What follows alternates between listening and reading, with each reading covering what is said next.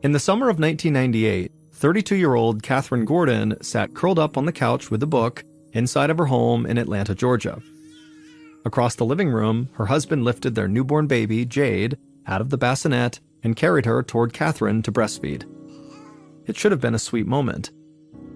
Catherine thought about how amazing it was that she actually had a baby. It wasn't that long ago that she was a self-described party girl who thought more about the next bikini contest she could enter than about having a child of her own. But now, the former model, who once moonlighted as a bartender, was a stay-at-home mother with a husband in law school. They were now the model of respectability, and their little baby, Jade, completed their perfect little family. But Catherine didn't think being a mom would hurt so much. Every time Jade latched onto her breast for milk, Catherine felt a burning sensation tear through her chest. It hurt so much she could feel tears welling up in her eyes. Her husband, John, had tried to reassure her that a lot of new moms experienced difficulties with breastfeeding, and Catherine wanted to believe him. Maybe she was still learning how to do it right. Catherine cupped her hand around the soft, warm fuzz of Jade's head and guided her from John's hands to her breast. The baby tilted her face up to stare at her mother as she began to nurse. Catherine started to smile at Jade's big round eyes, but then she noticed her baby's lips. They were bright red, covered in blood. A bolt of fear shot through Catherine, and she pulled Jade off her breast to get a closer look. It didn't look like the blood was coming from Jade's mouth. Instead, it seemed to be coming from Catherine's milk ducts. She was relieved the baby was okay, but what in the world was going on with her? She called for John and jumped up from the couch to hand him their baby. Then she called her doctor and said she needed an appointment right away. The nurse said she could squeeze her in the next day.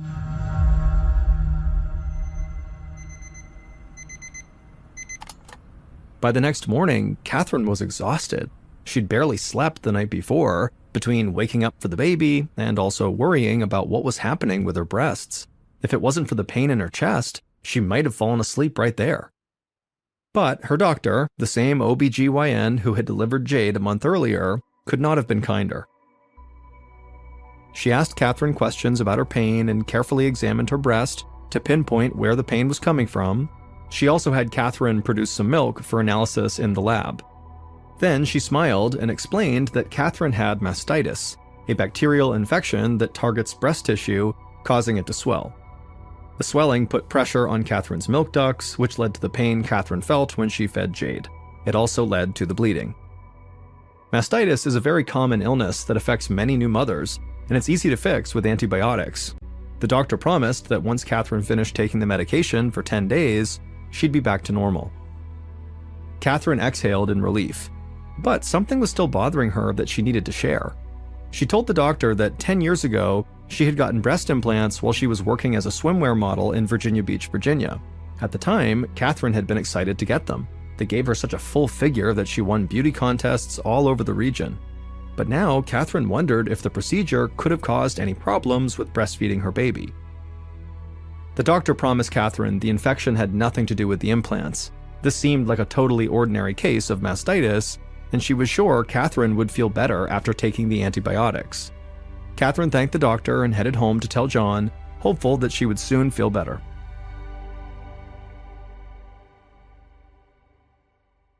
Three days after Catherine finished her course of antibiotics for her mastitis, she and John sat down to a big meal that she'd prepared. Catherine was feeling great and had put Jade down to sleep with no problems earlier in the evening. The antibiotics had taken away all the pain from breastfeeding, and she'd even felt good enough to go to the gym earlier in the week. It was rare these days that Catherine and John got to spend time alone, and now John was very eager to tell his wife about his busy day. Besides attending law school, John also managed a chain of restaurants and bars, so he was juggling a lot. He had always been a type A personality, never satisfied unless he had a new challenge. Catherine had worked hard too, both as a model and then also a sales rep, but now she was content to look after their home and be with the baby. She sometimes thought that there was something a little invisible about being a stay-at-home mom, but she still cherished this time with Jade, even if she did sometimes feel like she was just her husband's cheerleader. A few minutes into dinner, Catherine began to feel extremely tired. She glanced at the clock on the wall. It was only 8 o'clock, and normally she was still full of energy at this time. She tried her best to ignore the fatigue and concentrated as best as she could on what John was saying about his constitutional law class. She told herself that, long days with Jade were exhausting, and probably she just needed more sleep. But when Catherine and John finished eating their meals and they stood up to clear the table, Catherine felt so lightheaded that she immediately sat back down before she fell. As she sat there collecting herself, Catherine realized that her muscles were beginning to ache too. And so she hoped she wasn't now coming down with the flu right when she was finally cured of mastitis. John rushed over to her and asked her what was wrong. Catherine didn't want to alarm him, so she smiled and said she was just tired. He squeezed her hand and told her he would clean up. She should just go to bed and get some rest. Catherine nodded and slowly got up and walked to the bedroom, hoping she'd feel back to normal in the morning. A month later, Catherine limped back into the waiting room of her OBGYN's office. She had tried for weeks to get better on her own, hoping that her healthy eating habits and drinking lots of fresh juice would speed up her recovery, but no matter what she did, it didn't help. She just kept getting worse. These days, her fatigue and aching muscles were making it so hard to get out of bed in the morning, and recently her joints had started to feel hot and tender. Catherine now relied on a group of friends to help her care for the baby all day and make meals, while John started handling more of the house cleaning and Jade's nightly feedings. Catherine felt so guilty. She knew that her mysterious symptoms were making John's life way harder and kind of testing his patience. John was trying to be a good husband and help out around the house, but Catherine found it impossible to keep from criticizing him when he left a dirty dish in the sink or a paper out of place. Catherine couldn't help that she was a perfectionist, and she knew it totally grated on him when she asked so much of him while saying that she was just too tired and achy to keep the house organized herself. Catherine knew something was wrong, and it probably was not mastitis. She was hoping the doctor could help her figure out what was really wrong so she could start feeling like herself again. As Catherine sat on the examining table in her hospital gown, the doctor flipped through the pages of her medical chart and told her what she saw. Catherine's vital signs were normal. Her blood work was normal. She didn't have a major disease like cancer or heart disease, and she didn't have a minor one like mastitis either. In fact, as far as the doctor could see, there was nothing physically wrong with Catherine at all. Then she asked Catherine how she was feeling mentally and if everything was all right at home. Catherine admitted that things were a bit tense these days between her and John, and she explained that her fatigue was making it really hard to take care of her baby. The doctor's expression grew serious, and she sat down next to Catherine. She suspected that her fatigue was due to postpartum depression, a condition that often afflicts new mothers and can be treated with counseling or antidepressants. Catherine was stunned. She did not feel depressed. If she was struggling emotionally, it was only because of her physical discomfort, not the other way around. She told the doctor that when she looked down at Jade and saw her baby smile, she knew that Jade was the best thing in her life. She just needed to get back in good physical shape so she could be the mother she always wanted to be. But the doctor made it clear that Catherine had it wrong. She was confident that the best way for Catherine to get better was to be treated not by her, not by the doctor's office, but by a therapist. Catherine always considered herself the kind of person who speaks up for herself. If someone didn't take her seriously, it made her angry, and she often said so. But this time, as a tired new mom in a hospital gown that didn't quite cover her back, Catherine just fell silent. She thanked the doctor for her concern and then just got up and left.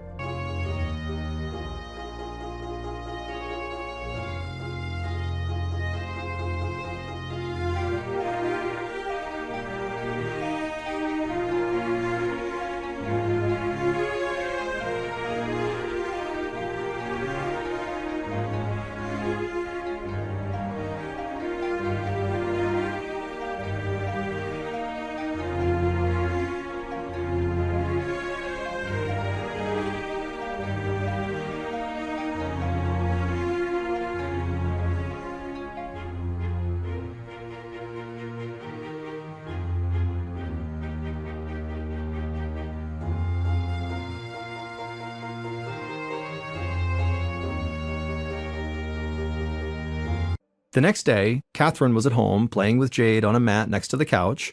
She was dressed in her workout clothes and waiting for a babysitter to arrive. Even though she still felt achy and exhausted basically all of the time, she was determined to get back to the gym. She'd felt good working out while she recovered from mastitis, so she hoped that some gentle exercise would help her get her body back under control. A few minutes later, the doorbell rang. Catherine let in the babysitter and kissed Jade goodbye. Then she slowly headed out to her car to drive to the gym. Once she got there, the familiar sounds of clattering gym equipment and people working out boosted Catherine's spirits. She felt a surge of energy just watching everyone else lift weights and pedal stationary bikes. Catherine took some deep breaths and carefully stepped onto a treadmill. She set the machine to a moderate walking pace and started out slowly, savoring the feeling of movement after weeks of basically being inactive. She told herself it was mind over matter, but after a few minutes, she felt a tingling sensation in her legs and a shooting pain running down her left arm. Catherine kept walking and tried to ignore the pain, but it was no use. Her body was screaming at her to stop. So eventually she pushed the stop button on the treadmill and headed to a bench. She sat down and began massaging her muscles, but that didn't help. Catherine shook her head in frustration. She had barely begun to work out, and now she was already in so much pain that she needed to grab her gym bag and head home. But when she stood up to leave, she felt yet another strange sensation, an intense itching, and it was coming from inside of her chest. Because Catherine could not literally itch the inside of her chest, she reflexively just began tapping on the middle of her chest with her hand, but the itching feeling didn't go away. And so Catherine tapped harder, and then finally she made a fist and just started banging on her chest. But she still felt this unbearable tingling sensation rising up under her skin. Other people now were staring at her as she pounded away madly at her chest. Finally, she dropped her fist in embarrassment when she realized everybody was staring at her, and then as quick as she could, she grabbed her things and headed out of the gym back to her car. Catherine felt helpless. Her whole body seemed to just be falling apart. She knew she needed more help. Maybe a different doctor would have a better diagnosis than her OBGYN, who seemed convinced that it was all in Catherine's head. As soon as Catherine got back home, she made an appointment with her primary care doctor. A few days later, Catherine sat on yet another examination table, this one in her primary care doctor's office. She described her original fatigue and muscle aches and bleeding nipples, but she made it clear her condition was really getting worse and worse. Now she was suffering from weakness and tingling in her limbs, and this weird constant itching inside of her chest. And Catherine was happy to see that her doctor was taking detailed notes as she spoke, and he had a focused, interested expression on his face. When she was finally done speaking, her doctor tapped his pen on his clipboard for a moment, and then he gave her a serious look. He told her he thought she had something called fibromyalgia, which is a disorder that causes pain and tenderness throughout the body and often results in fatigue. Scientists don't fully understand what causes it, he admitted, and there are no real tests for it either. Doctors tend to diagnose patients with the condition when they can't find another explanation for widespread chronic body aches. And although Catherine's doctor didn't actually say this to her, it is the case that doctors will sometimes default to this vague diagnosis, fibromyalgia, when they basically think it could actually all be in the patient's head, just like Catherine's OBGYN had suggested. Catherine's primary care doctor told Catherine that there's no cure for fibromyalgia. He said the best he could do was prescribe her a painkiller called OxyContin to help manage the symptoms. And so Catherine was relieved to finally hear that something was physically wrong with her, even though it was frightening to hear that there was no cure. But still, it didn't seem like all of her symptoms could be explained away by this fibromyalgia. And so Catherine asked if there were any more tests he could run, or anything he could do at all to try to figure out any of the underlying reasons behind her pain. But the doctor shook his head and said no, and then stood up to end the appointment. He said the OxyContin would help her feel better, and that was the best he could do. And so as Catherine left his office, she started to feel like, once again, a doctor was casually writing off her symptoms rather than seriously looking into the root cause. She didn't know if she believed the fibromyalgia diagnosis any more than the postpartum depression diagnosis, and she wasn't sure she wanted to start taking OxyContin, which can be very addictive. Because even if it did help mask her symptoms, she knew it wouldn't actually help cure the underlying reason behind them. She wanted a cure, not just a temporary fix. Still, Catherine was enough of a dutiful patient that she did go to the pharmacy and she picked up the 4 pill bottles that were waiting for her, just in case. 2 months later, Catherine laid on the couch, completely exhausted. She had decided to follow her intuition and not take the OxyContin, but now her symptoms were getting so much worse. The aches were deeper in her muscles, the joint pain felt hotter and sharper, the numbness, tingling, and itching inside of her chest were nearly constant. On top of that, she was getting more tired than ever. She had just put Jade to bed, and now she didn't even have the energy to make dinner. So John was heating up some leftover pizza for them to eat. Catherine eventually heard the beep of the microwave, and so she dragged herself out to the kitchen. She winced in pain as she sat at the table while John silently served them their food. Catherine could tell he was mad, but she didn't really know what to say, so she just sat there quietly while they ate, and then she got up to do the dishes. But Catherine was in so much pain that she had to grip the side of the counter for support. John watched her silently and just shook his head. Then he told her that she had been complaining of aches and weakness for months, but she refused to do anything about it. 2 doctors had given her a diagnosis, but she had just rejected both and refused to follow their advice. He was exhausted too, and at his wit's end, trying to understand what was going on with his wife. In fact, he wasn't even sure there was anything actually wrong with her. Before she could say anything, John turned and walked out of the room. Catherine stood at the counter for another minute and then stumbled to a kitchen chair and just sat there crying for what felt like hours. Finally, she stopped crying and dried her face off with a napkin and told herself that she couldn't give up yet. Maybe there was still an answer for her out there, and even if she didn't have her husband's support, she'd continue to look for answers alone. She had to keep trying for Jade.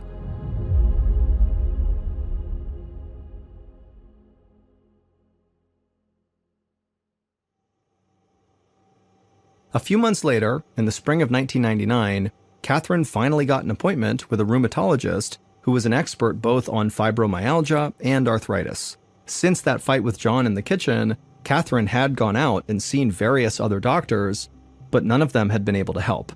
But now, as she waited in this latest exam room, she felt hopeful that this specialist could solve her case once and for all. After a short wait, the doctor came in. He was an older man, and although he seemed like he knew what he was doing, she didn't like the way he called Catherine honey. She decided she would forgive his sexism if he could offer her something besides addictive painkillers as a solution. And he did.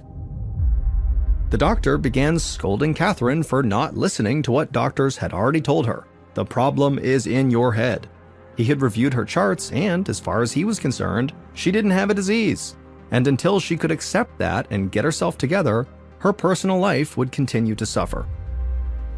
Partway through the doctor's lecture, Catherine just stopped listening, like when she was getting scolded as a kid. She felt humiliated and desperate and mad.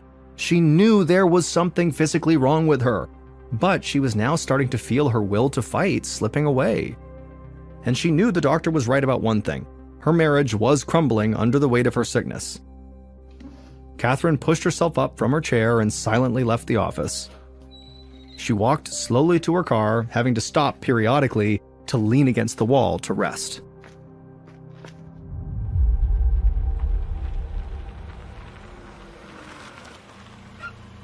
When Catherine got home, she paid the babysitter and put Jade in the playpen in the living room. Then she lay down on the couch and watched as her little daughter crawled around the space. Jade was nearly 1 year old, and Catherine loved to see her blossoming into a little toddler. But watching from the couch also made Catherine feel guilty and totally inadequate. She wanted to play with her little girl and crawl around on the floor with her, but she just couldn't.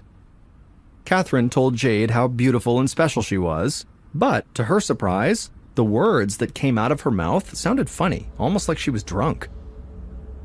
She sat up straight and tried to speak normally, but again, the words that tumbled out were ragged and slow. And so Catherine thought to herself, oh my God, I can't even talk anymore. Catherine started to feel a rising sense of panic. If her symptoms got much worse, she wouldn't be able to care for her baby at all.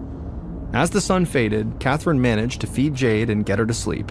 She promised herself that she would clean up the baby's mess in the living room, but first she just needed to lay back down on the couch. An hour later, the front door opened and her husband John walked in.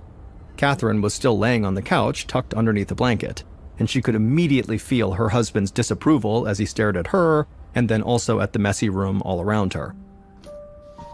John dropped his bag and sat down next to Catherine. He told her enough was enough. It was time to suck it up and get herself together. Catherine felt tears roll down her face, but she didn't have the energy to respond. They'd had this conversation over and over again, and it always arrived at the same place, with John not believing her. And she just did not have the energy to fight anymore. So she just laid there, letting tears stream down her face. John didn't say anything more either. After a minute, he just got up and left. As Catherine lay there alone, she felt something shift inside of her. She'd been fighting with her doctors, her husband, and her body for months.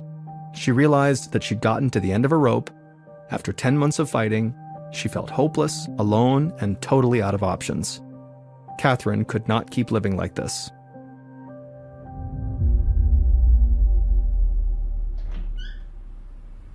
That night, Catherine dragged herself into the bathroom and opened the medicine cabinet to get her toothbrush. Her 4 unopened bottles of OxyContin were standing on the glass shelf. She realized the pills would be more than enough to end her life. Catherine closed the cabinet, hobbled over to the bed, and crawled under the covers. As she tossed and turned, she kept thinking about those bottles of OxyContin. She looked over at John, who was sound asleep. She didn't want to leave him and Jade alone, but she just couldn't bear the pain anymore. She was done. Tonight, she would sleep beside her husband for the last time. The next day, she'd make sure Jade was with someone, and while John was at law school, she would overdose on her pills. Catherine closed her eyes, satisfied that she finally had a plan. Then she fell into a deep sleep. But as she slept, Catherine had a strange dream. A jumble of images flickered through her mind, like some broken film reel. She couldn't make sense of what they meant, and then she heard a voice. It was deep and powerful and cut through all the chaos of her dream. The voice told her that there was something poisonous growing inside of her that needed to come out. Catherine bolted upright, her heart pounding in her chest. The dream felt so real that suddenly she felt like she could taste poison in her mouth. Catherine suddenly knew that she had just gotten a message that could save her life. The next day, Catherine sat in the waiting room of yet another doctor's office. This time, she was meeting with a surgeon named Susan Kolb. The voice in Catherine's dream had told her that whatever this poison was in her body, it needed to come out, like be surgically removed. And Catherine was almost positive she knew what it was. Now she just needed to convince a surgeon to actually perform the surgery. Catherine described her symptoms to the surgeon for what felt like the millionth time. When she mentioned the shooting pain in her arm, Dr. Kolb stopped her. She said she'd seen those